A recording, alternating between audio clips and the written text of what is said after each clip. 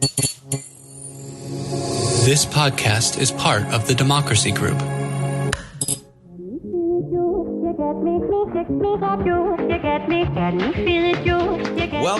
Welcome. We are talking politics and religion without killing each other. I am your host, Corey Nathan, and it is an honor to be a part of the Democracy Group, a network of podcasts that examines what's broken in our democracy and how we can work together to fix it. Remember, it would be very meaningful if you could go to Apple Podcasts, go to our page there, scroll down a few episodes to where Apple embeds the option to rate and review in that list of episodes and review us. Here's why it's so important. Big platforms like Apple simply won't give independent podcasts like this one the time of day unless we make them. So if we get enough written reviews, in addition to those 5-star ratings, or 4, I mean, nobody's perfect, right? It pushes us up Apple's charts, and Apple has like this domino effect on so many other podcast apps, CastBox, Pocket Cast, Podcast Addict. So many others are dependent on Apple's algorithms or something. I don't know exactly how it works, but basically Apple doesn't give us the time of day. So who's dominating the charts right now? Screamers, angertainment, conflict entrepreneurs. So one little part of making our democracy healthier is by supporting shows, not just like mine, but this whole space of organizations and voices, including my friends at Village Square. Liz Joyner at Village Square has become a really good friend, and their organization does great work. Braver Angels. I've talked a lot about Monty Guzman and her book. I never thought of it that way, which is what I'm trying to learn and do better. But Monty is a representative with Braver Angels in addition to all of her writing work. There's my buddies at Faithful Politics, just shared another conversation with them. So, and of course, talking politics and religion without killing each other, but a number of others. Subscribing to these podcasts and specifically writing those reviews says to Apple and Podcast Addict and CastBox and Pocket Cast and all the major apps that these voices need to be heard. Not just the screamers and extremists, but the ones who are trying to do this thing better, do this democracy, this republic better, have better, healthier conversations. All that to say, leave us a review, would you? So on this edition of TP&R, it'll just be me. I thought it'd be good to tackle some issues, and I'll be doing this from time to time. So I just thought it would be good to tackle some issues throughout the coming weeks and months. And I'll still be doing the interviews with some wonderful guests. We have some great interviews planned, just like we've been doing these last few years. But I'm also going to mix in these talks, partly to help me think through some of the topics we've been grappling with, partly to help me exercise my ability to talk about politics and religion without killing each other. Because I frankly, I just lose my patience. I've said it before, like I am not the expert. I'm the patient number one when it comes to this stuff. Because, I get into it. I get into conversations in person, online, and sometimes I just lose my shit. I'll just be totally candid with you. So I'm trying to do it better and do exactly the things I've been talking about, emphasizing relationship over the contest of it, and I'm going to do some of that here today in the midst of talking about this particular issue. So no, I'm not going to be chasing the latest hot headline of the 24-hour news cycle. I guess I'll be keeping up with a lot of the news so you don't have to. And do me a favor, hit me up online with comments and thoughts. It'd be fun to interact with you. I am super easy to find. I've said it at the end of every show. Find me at Corey S. Nathan on most of the social media sites. That's at Corey, S as in Sam, Nathan, at Corey S. Nathan. So seriously, look me up, comment on one of my posts, drop me a message on Facebook, Instagram, Threads, or LinkedIn. I'm not really on Twitter anymore, but you can find me on those other sites. So here's what I'm going to do. I want to address, as might be hinted at in the title of this episode, respectfully, you're wrong about the economy. So I'm going to tackle some things about the economy. There's a narrative that's being pushed, and a lot of folks are buying into it, still buying into it, that the economy is terrible. Respectfully, you're wrong about the economy. I mean, we could feel like there's, I don't know, the sky is purple or the the sky is falling, or there's no like there's or the moonland. Like there's certain things that people might feel like, but they're wrong. Like if you feel like there's no gravity, go try that out. It's gravity's undefeated. You know what I mean? So there are certain numbers that tell us how the economy is doing. Now, there are some folks. I'm going to share some comments that friends of mine have made, people I have relationships with in different walks of life.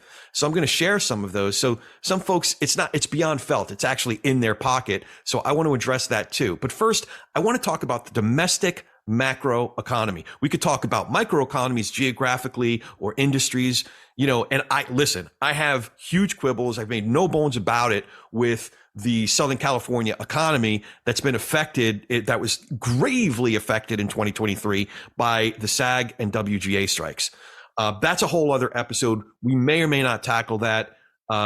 So I do have specific issues, when we start to drill down on the micro parts of the economy. I'm talking about domestic macro economy. So what are some of the typical numbers that you use to assess whether it's a healthy economy or not? It's typically inflation, unemployment, GDP growth, and the stock market too. I get some philosophical objections. Here's the thing. So let me back up for a second. What happened was I've been a student, at least an amateur, avocational student of the economy ever since my youth, my young adult days when I was a Series 7, Series 63 stockbroker. And I've been following these things with a little bit more of a professional background, with a little bit more of an informed lens than just some folks who hadn't had that experience. So I just look at these big numbers. So I posted something the other day about the record that the S&P hit. And I'll say that my grandfather used to call me a tzitskamacher, which is his version of Yiddish of troublemaker, basically, or the way he would put it. I said, Zayda, what is a tzitskamacher? And he said, if horseshit was electricity, you'd be a powerhouse.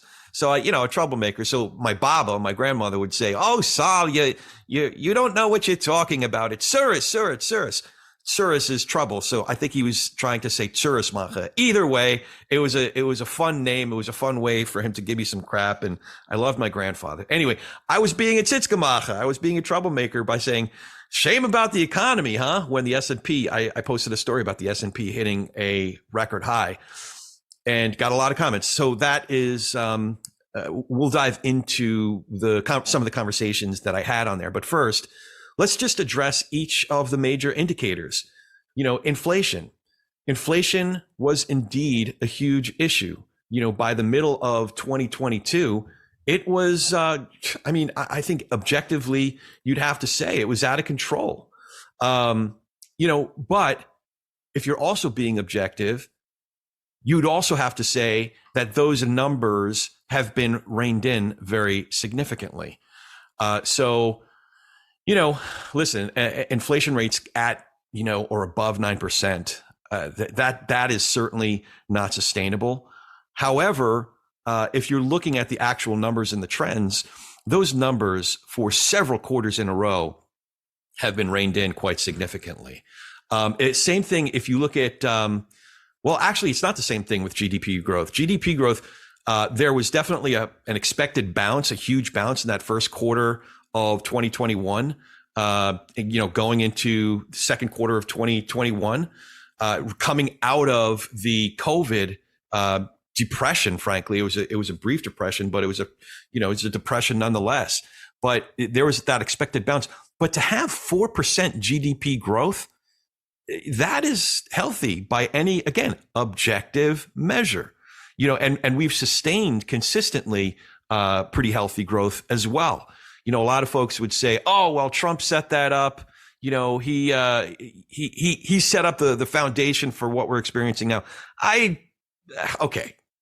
Well, I'll get into responses to what some folks might say about that. But listen, if you're going to give Trump credit for what's happening 3 years into Biden's administration, would you also give Obama credit for what was happening 3 years into Trump's administration? And by the way, Trump's GDP growth numbers weren't nearly as healthy as the GDP growth that we're experiencing now. And that's 2-3 years after again, 3 years into the administration. Yeah, we experienced that first initial bounce, but we're way beyond whatever the bounce, whatever we could have expected out of an initial bounce. There's something that is stable and sustainable now. And if you just look at the numbers, as another friend of mine put it, if you just look at it as an umpire calling balls and strikes, you got to say GDP growth has been healthy, and as healthy as anyone could have expected.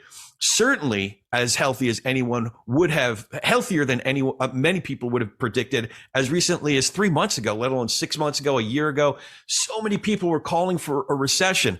We're not in a recession. GDP growth is very healthy. The stock market. Stock markets are, if you look at the Dow, you look at the S&P, you look at the NASDAQ, they're all hitting record highs. This is not a coincidence. Again, we got into a philosophical conversation, and I take some folks' point about, listen, if you can't pay for even a meal for four at McDonald's, the last thing you're thinking about is how the Dow is doing. That's a great point, and I take it duly noted. Let's put it that way. But I'm using the Dow and the S&P and the NASDAQ as one of several measures that you can say, is the economy in a recession, or is it doing fairly well? And then, of course, we have to look at unemployment. Unemployment has been held below 4% for, I think it's been 50 weeks. I might be wrong, plus or minus on that. Either way, it's been held under 4% for a number of weeks that we haven't experienced yet. You'd have to go back well over 60 years in order to see full employment sustained for that many weeks in a row. Now, you take it contextually, there's a couple ways to provide some context.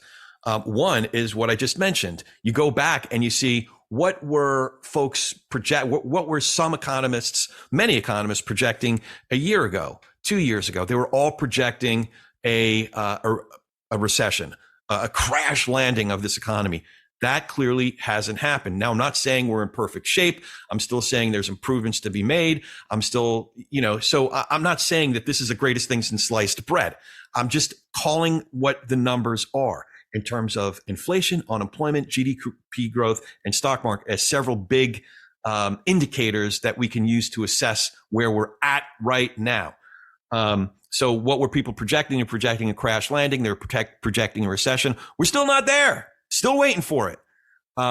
Two, how else can you contextualize this? How are other nations doing? When you compare the U.S.'s economy to other nations around the world, even advanced nations, quote unquote, rich nations or advanced nations, we're doing better than most other nations. You look at it historically. Just there's so many different ways that you can assess how the market is, how the economy is doing. And by so many different measures, it's doing great. On the personal, that's where I have more understanding and, for individual experiences. And I'll get into that in a second. But before we move on, I wanted to tell you about something else that's important. Money. Specifically your money. In all seriousness, I wanted to tell you about my advisor and my friend, George Meza. George runs Meza Wealth Management. And with George, it's not just about money. It's about helping us manage our present and plan for our future. And unlike a lot of other firms out there, George and I actually have a relationship. He knows me, he knows my family, and I know his wonderful family. I also know his firm and the incredible team he's put together, from his chief investment officer to some of the other great people in his office, like Jessica, their head of operations, that are always there to help me and with all aspects of our portfolio. You see, the thing is, I got a lot going on. I guess we all got a lot going on, and I don't have the time to watch our investments all day, every day. And even if I did, I don't have the experience and expertise that George's team collectively has. So we get the entire Meza Wealth Management team, all their expertise and all their integrity.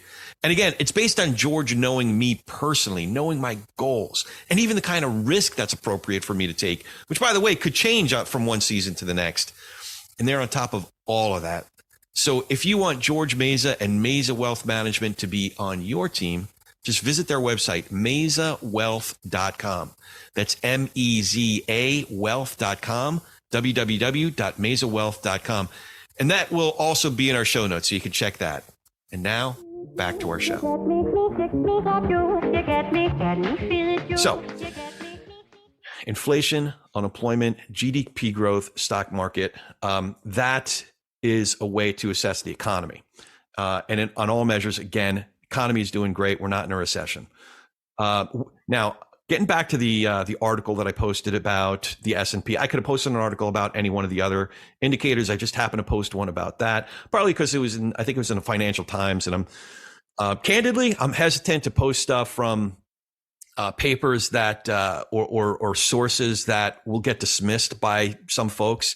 That's a whole other conversation about news sources and whether someone has a blindness or hates a certain news source. Or anything that comes out of the New York Times, the Washington Post, NBC, certain folks just can't stand the sight of it, regardless of whether Robert Costa is a great reporter and Maggie Haberman is a great reporter. They can't say it because they see New York Times. The conversation's over. They can't have a conversation about it. So I posted it from the Financial Times. Anyway, I could have posted any number of sources, any number of articles, any number of indicators. That I just happened to post that one. So what I want to do now, one other thing before I get into the comments. I do curate my threads, whether it's on Threads or Instagram or LinkedIn or Facebook, the four main ones that I'm on. And my rules, they're my threads, therefore my rules. And those rules are pretty simple. Nonsense will be muted. Incivility will be blocked. Proven falsehoods and threats will be reported. Nonsense will be muted. So, for example, I deleted one comment out of this whole thread so far. I deleted one comment, and the comment was, "You're high." That doesn't do anything. It actually does something. It creates a sense of, it's just nonsense. It's basically calling someone a name. Like, what are you doing? Like, this person told me I must be high. Oh man, that must have been a dumb comment. Let me check myself. Let me rethink no. You're high. What does that do? You're punching me in the face, basically. It's a weak punch, but do better. Do better. So, if you have some substance, then great. Come with it. Disagree with me. Disagree with the person before you, but do it in a civilized way. Don't call anybody names. That's nonsense. If you take it a step further and you become uncivil, I'm going to block you. I don't want to have anything to do with you. I had a guy on that I'm friends with or I was friends with from the entertainment industry. And he was being flat out uncivil. He wasn't just calling people names. He was bordering on threatening people. He was diminishing their humanity. And he started coming at me as if I needed to subscribe to a certain orthodoxy. Otherwise, I was flat out part of the evil. This guy happened to be pretty far left. And unless somebody subscribed to all of his far left tendencies and preferences and prejudices, they were evil and part of the enemy, and they needed to be fought. You know what? There's nothing productive that's going to come out of that. You're too extreme. You're too blinded. You're not open to a conversation. And he was being uncivil, so I freaking blocked him. This was several years ago, and I have no problem doing that. I believe in the freedom of speech. That asshole can go somewhere else and practice his freedom of speech. He has the right to be stupid and hateful, just not on my freaking thread. So nonsense will be muted. Incivility will be blocked. If you start threatening people, number one, that's typically not going to happen on my threads, because I have this other rule where if I know you, if I have a relationship with you, great, let's have a conversation. And if it gets heated, if we're in the same area, let's get together. Let's have a beer. Let's talk it out. Sometimes, 240 character. Well, I'm not on Twitter, like I said, but sometimes that space doesn't allow for the new kind of nuance that we need to have. So I'll invite somebody out to a beer. Even if we're getting into a heated exchange, I'd rather get together with you, see you face to face, sit down, break bread. Because to me, it's not about winning a point. That's stupid. You're not winning any point, by the way. To me, it's about having better conversations across our differences. That's what it's about. Nonsense will be muted. Incivility will be blocked. Proven falsehoods and threats will be reported. And by the way, if you're listening to this and we did have a disagreement, invite me out to a beer. Don't put it all on me to invite you. Like I might take the initiative and say, let's get together, but don't put it all on me. Invite me. I'd be honored to meet you somewhere and have a coffee, have a sandwich, or just connect in person. I think there's no substitute for that. So I posted this article from my Financial Times. It was about the S&P hitting a record high. So I'm going to read some comments. I'm not going to tell you the names. You could go on to this thread and find the names. What I will say is how I know this person. As these threads get bigger, sometimes there are folks I'm not as familiar with, but I don't think I'll get to a point where I'm going to respond to anonymous comments. I do think that I'm dubious of the anonymity on social media. Like I said, I really favor relationships over transactions. So if someone doesn't even put their name, now I'll protect your anonymity if you want me to. I'll make it vague. Like you'll see how I treat, how I refer to the folks here. They did put their names up on this thread, so you can find it, but I'm not going to name it here. I didn't ask their permission. What I'll say about this first comment is this is a buddy from high school. So I've known this fellow for a really long time. We were out of touch for a while, but I was really happy to see his name. And, I've always thought of him as a good guy. So I want to read my buddy from high school, part of his comments. He said, the right question is, what is the average blue collar worker making? Not the UAW worker, but the logistics person for a local auto parts retailer, or the guy who installs tint on windows, or the person who drives a truck that delivers produce. Our wages have gone up, but not as much as our expenses. So I think that's a really good point. I think that this fella's experience and I'll read another comment of his, is as a small business owner.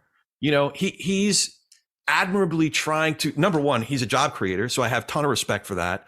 Number two, he's not just shouting names and using generalities. He's getting specific, and he's looking at his profit and loss statement, his P&L and his specific challenges.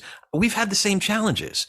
When they were proposing in LA County and in California as a whole to raise the minimum wage from, I think it was like $9.25 or $9.50 to $15 in a very short amount of time. It wasn't that I had an issue with raising minimum wage in general, or the idea that folks should be able to make, to make a decent living. The idea was, the folks who were trying to force that through in such a short window of time didn't understand how to balance a checkbook, let alone a P&L. So they didn't understand that as I had to raise the wages of one of our companies, it meant that our workers' comp rates would go up, our taxes. There's so many other things that would be expenses that would be triggered by raising the minimum wage in that short amount of time. And what I would have to do as a business owner to stay in the black would be to raise our prices by the same percentage in that period of time. And that simply wasn't going to happen. Basically, what they were suggesting was to raise, and they ultimately did this. We survived barely, in that time period. But they raised it by about 50% within a 5-year period. So if I'm charging whatever, 100 for simplicity's sake, $100 to do a house, and then within 5 years I'm charging $150, like that just doesn't. That's our customers. There's a price point at which we lose too many customers by raising our prices so aggressively. So that was my argument. It wasn't about whether people should make a living wage, because I take a lot of pride in providing great opportunities for the folks that work for us. Anyway, I get what my buddy from high school is saying here. He makes some really good points. I largely agree with what he's saying. He went on to say, I own a small business that does local delivery services for smaller businesses. And he reiterated, most people aren't in unions. He said, inflation is up because the cost of running a business is up. Labor, insurance, taxes, et cetera, are all up. Now in his case, he said, I'll blame whomever is in office. I like your grammar. The buck stops there. We can't blame everything forever on the pandemic. It's not the pandemic. He says, my costs have risen close to 20% over the past 2 years. And my revenues can't keep up because my clients will only pay so much. So I make less. And then in turn, I look at every price and I see the misery. So this fellow is, as a small business owner, just trying to make it work, just trying to stay in the black, just trying to keep his business afloat so he can keep his team working and pay them a fair wage. He's doing all the right things. So, as I posted something, I said, as a Tiskamach, I posted, some kind of some recession, huh? And he's looking at the S&P. That's what he's critiquing. And I think it's a totally fair point. I take that pushback. We're very much in the same boat. And I don't have a huge issue with what this fellow is saying. We largely agree, frankly. I thought initially he still wanted to critique the Biden administration. At another point, he was talking about, what it costs to buy, a meal for the family of four at McDonald's. And I don't know. I mean, if anything, if Trump was back in office, the prices would go up based on supply and demand. That dude eats a lot of McDonald's. So anyway, but I take what this fella is saying as a small business owner myself. I take what he's saying wholeheartedly, and we're largely in agreement. Another comment came from a family friend. We go way, way back. With this family we knew when we were in New York. So this person said, I don't know anyone who has gotten a decent raise in years. And she went on to say the tri-state area has only been in recovery for about a year. So many businesses never came back. Still so many stores boarded up. Again, if that is our family friend's experience, I feel for her experience. I know that a lot of people are still hurting. I kind of only half jokingly said, listen, if you were in our area, I'd recruit you to work with us. We'd love to have somebody like you and give you the kind of raises that you deserve. As I know a lot of small business owners that really do genuinely take a lot of pride in that, like being able to provide people opportunities. But the way this other fella from my hometown, the Jersey side, is talking about, it's just hard. I don't know how you connect that to the Biden administration. There are certain things that an administration can do and certain things that it can't do. There is a pretty deep talk, not a deep talk, but a detailed talk about the levers that an administration can pull in terms of just oil production, for example. And I'd encourage you to go and read that thread because it was pretty informed. I don't think that any president or an administration can affect has total control over gas prices, but there are certain things that that in this case Biden can do. And in this case, I give him a lot of credit for pushing back against the extreme wings in his own party who would rather shut all oil production down. As opposed to granting leases and opening up production here domestically, whatever levers they can, they've been pulling to rein gas prices back in and to keep them at more sustainable levels. And I think in our friend from New York, in her case, I think her lived experience can't be denied, and one should empathize with that. But at the same time, are you blaming this administration for it? And that's where I think I have some issues. It's like you only see what you want to see. You already decided you don't like this administration for, because they happen to have a D before their, this president has a D before his name for Democrat, so that guy can do no right and the other guy can do no wrong. I think we got to be more discerning, and attribute what our very real felt issues are to the right places, while at the same time acknowledging what went, what's actually going right on the political legislative front, or what's going wrong, and just be candid about that.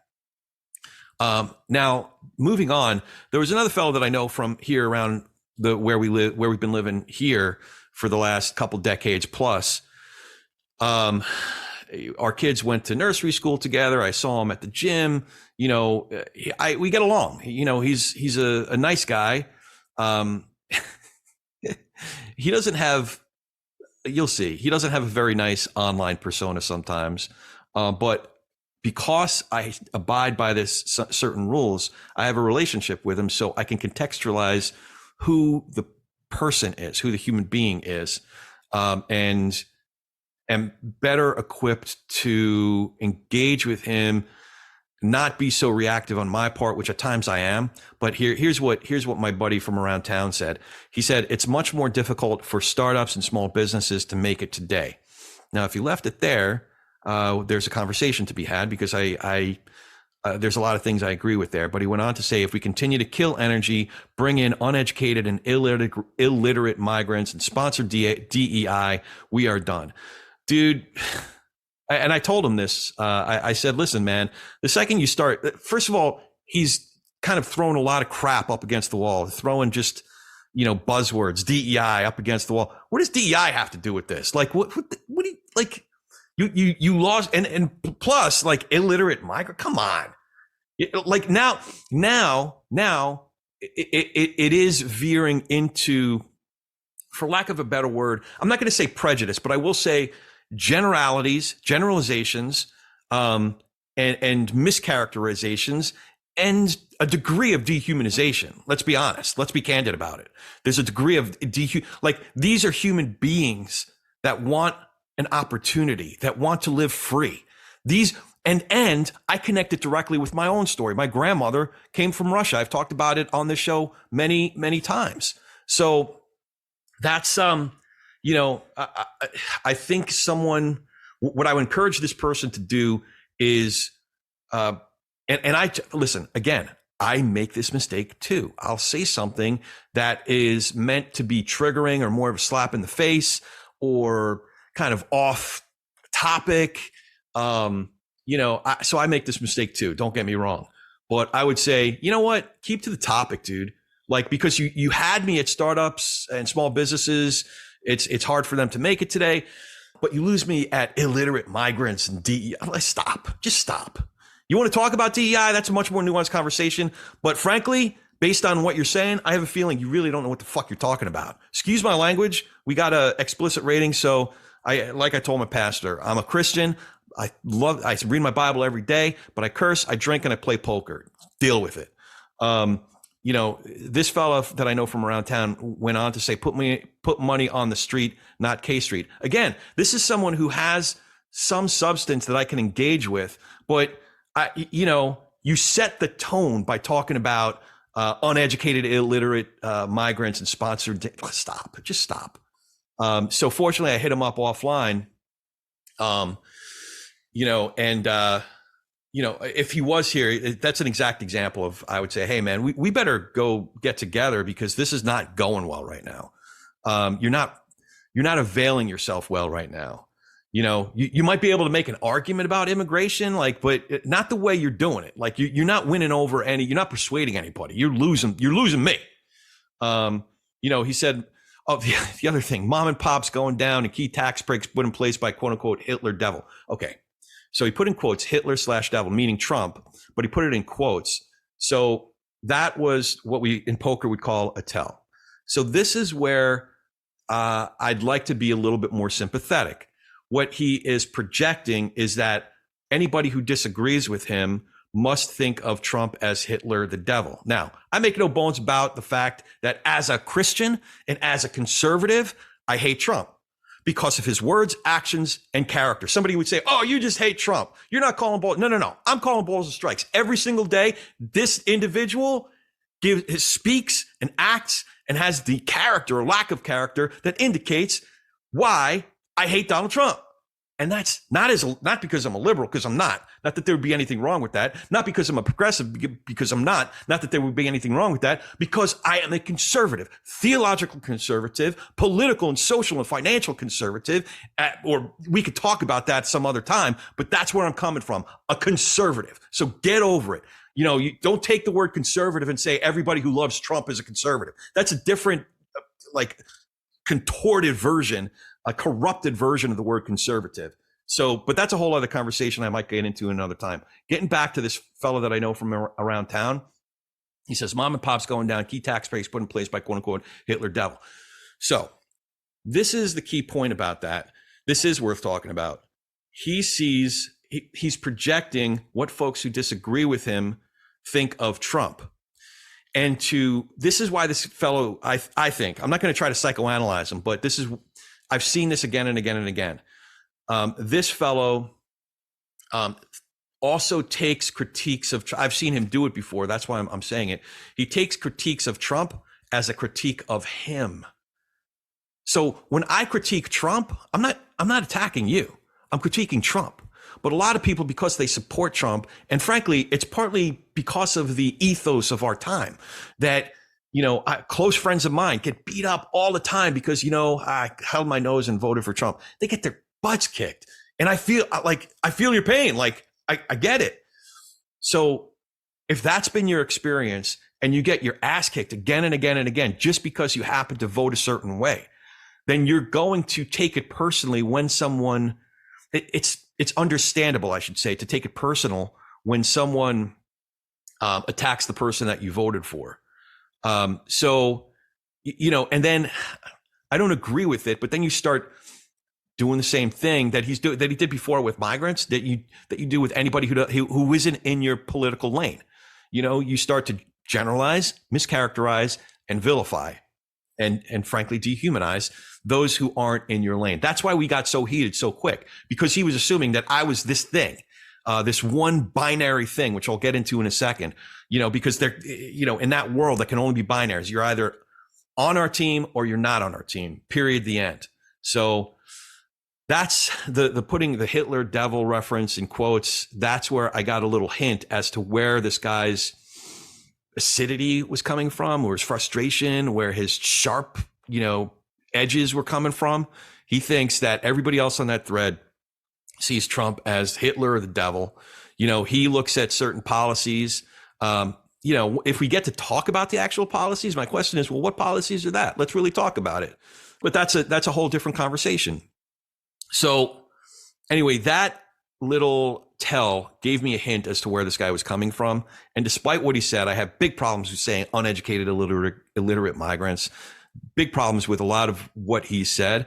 But if you look hard enough, there's still something in there that I can understand where this frustration, where this anger is coming from.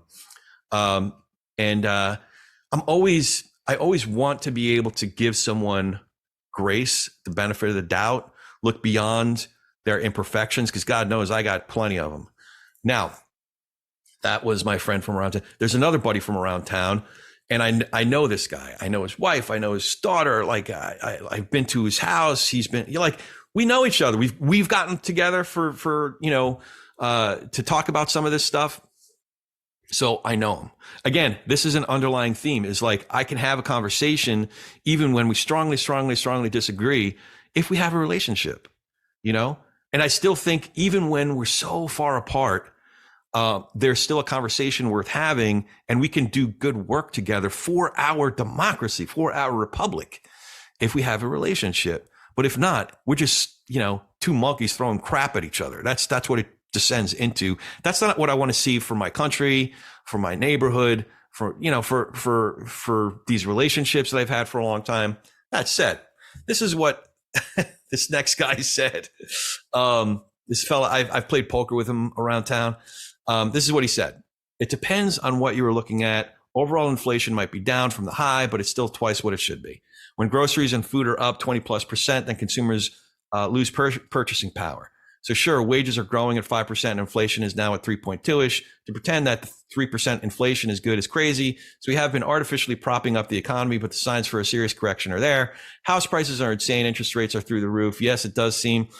Okay, this is his one concession. Yes, it does seem we may have missed the economy crashing or pressed the pause button for now. That's great, but we are all worse off than we were 5 years ago. So if I can admit the former, you should be able to admit the latter. No, I don't. So here's the thing. There is a problem. I should also say, this is an individual who I respect. He's an earnest dude with a relatively high IQ. So I don't take what he says lightly. This is what I have a serious problem with. So if I can admit the former, you should be able to admit the latter. And again, that is a tell into this whole line of thinking.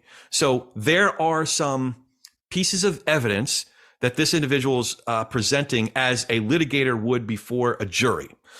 He's litigating a case, but frankly, it's a stacked deck. That's what a litigator does. I have zero interest in conversations like that you're presenting evidence and only the evidence that suits your case. Now, I presented evidence earlier about the economy. I'm perfectly willing to acknowledge, the whole picture, as opposed to squinting your eyes, standing on one foot, contorting yourself so that you can only see what you want to see, and pull out the evidence that you want and tell a story. Like a number of years ago, Obama's administration was there was a great record that was emerging about his job numbers that and then all of a sudden everybody became an expert in workforce participation or a pretty in-depth kind of analysis tool that folks use. Well, how many people are actually participating in the market, in the job market? Like, when did you learn that? You learned that because a Democratic president seems to be having success in terms of job numbers. So you need to look for something so that you can still criticize it. That's what my friend, let's call him my poker friend. That's what my poker friend is doing here. He's squinting his eyes. He's contorting the logic in all kinds of ways because he wants to present a certain case. Why? Because this individual sees everything through a binary. That's what that last part of the comment indicates. If I can admit the former, you should be able to admit the latter. As if it's a contest. As if as if everything is black or white, everything is Republican or Democrat, conservative or his version of conservative or progressive. So the entire worldview is flawed. I'm not gonna have this conversation because, one, I see what he's doing. He's stacking he's my poker friend and he's stacking a deck. Anyway, that's not what he does. He plays fair. But in this instance, the argument is a stacked deck argument, and I don't think he even recognizes it. I don't think he even recognizes that every conversation is an either or. Well, you're either for Trump in this instance or you're against him, and you might as well be with Ilhan Omar. That's not a great way. That lacks nuance and it lacks truth, frankly. So if I can admit the former, you should be able to admit the latter. This is the other thing that it indicates. Everything is a damn contest. It doesn't need to be a contest. It can just be a conversation. How about we have a conversation? I would love to arrive at a point where I say, I never thought of it that way with him. I've talked about that posture. I want the posture, everyone in conversations that I have, to have the posture of, to arrive at a place where you say, I never thought of it that way. So he is conceding a point in order to win 12 points. Like, he sees it as a contest. I have zero interest in the contest. Why? And especially because he sees it as a binary. There's only a binary way to look at this. The economy's terrible. The economy's good. Everything. I'm much more interested in nuance and I'm much more interested in truth. I have zero interest in if I can admit the former, you could. No, it's not a freaking contest, dude. Sorry. It's not a freaking contest. So I'm not going to admit anything because I want you to engage in a different sort of conversation, not a conversation that is a freaking debate. Not a conversation that questions aren't really questions. They're interrogations so that you can dismiss, all of my points and be right somehow. Oh, you're and then what happens next? I bow down at your feet and say, oh, you're right. No. I have zero interest in that. And as you could see, it frustrates the crap out of me. So it's not binary. It's not, I'll give you that point if you give me, no. I'm not even going to pretend. I'm not going to engage until there's a reframing of the conversation, a reframing of the context. If you're able to back away from the binary, back away from, well, if you're not in favor of this, well, then you must be in favor of that. That's such a twisted way to look at the world. We were in this other conversation after October 7th, where he essentially I had to cut him off for a few. I got so upset because this is very personal to me. As you know, I have family in Israel, but he, number one, he took a victory dance over, that, if Trump was still in office, that were to happen. Dude, stop. You're embarrassing yourself now. So he was taking a victory dance while I was still not sure whether one of our cousins was dead or alive. Now, tragically, the nephew of my cousin was killed on October 7th. We were still in limbo at that point, not to mention all of our young cousins between 18 and 30 or so that were being called up to the IDF. So we were in it's not a good time for him to do a freaking touchdown, White Shoes Johnson dance, if Trump was in office, this never would have happened bullshit. So the other thing he did was, well, if you don't support Trump's policies, then you're essentially with Ilhan Omar and anti-Semites. I'm like, dude, we're done. Because we've talked a lot. He knows he should have a better grasp of what my actual political, social, economic, fiscal, business, theological philosophy is. So I've spent all this freaking time with you, and now you're basically dismissing me as some far left extremist. Now, some folks might dig Ilhan Omar and the squad and that. And frankly, I could probably have a healthier conversation with folks who support, AOC, even if we disagree on a lot of things. Because I suspect that they're not going to end up calling me an anti-Semite or racist or this or that. Like, I suspect we're not going to get there. So I had to put this relationship on pause because what he said and what he did was so upsetting. But it ties into the same mistake that he's making right here, which is, so if I can admit the former, you should be able to admit the latter. Now, it's not binary. That's a contest. That's a black or white thing. And it's a way oversimplified way to view the world. And it's really, it's lying by virtue of ignoring reality, ignoring the complexity of reality and the nuance of truth. And it's destructive. It's destructive to have to try to be pulled into conversations where there's only an either I'm right or you're wrong, or you're right on this point and there, no, I'm not going to get any caught up in that. Anyway, I've made my feelings very, very clear on that last comment. I still hope that I get together for drinks with this person at some point in the future, maybe sooner rather than later. If he's listening to this, maybe he's pissed off by now, but I still am pissed off about how he handled the post-October 7th thing. Anyway, my favorite part of this comment thread, I had some friends start posting dog pictures. Why? Because clearly things started getting heated. Anytime you get into conversation of politics, social, religion, it can get heated. And one time, not too long ago, I posted something and somebody was being an asshole, frankly. And I was like, dude, you haven't commented on anything. You haven't even said hello. And I can't count how many years. And now you're dropping in here and throwing some punches and, calling me names and like, dude, but you know what? You haven't earned the right to comment on this thread. You haven't even commented on a damn picture of my dog or my kids. So go your merry way. And then, just last week, a couple of weeks ago, I posted a picture of my family with the dogs and everything. I got like 100 comments. And so people love dogs, right? So a few people on this thread, I think, took note of that. They posted pictures of their dogs. And I thought that was really sweet. It was a really sweet way to lighten up the mood. So I appreciate, you know who you are. I appreciate you if you've gotten this far in this diatribe. So with that, I'll end it here. As always, if you dig what we're doing, please hit that subscribe button, leave a review and comments. Seriously, like comments and leave that, write that review and tell somebody about talking politics and religion without killing each other. We're easier to recommend than ever. It's politicsandreligion.us. It's www.politicsandreligion.us. You can find me online at Corey S. Nathan. That's at Corey, S as a Sam, Nathan. And now go talk some politics and religion with gentleness and respect. And have a great week.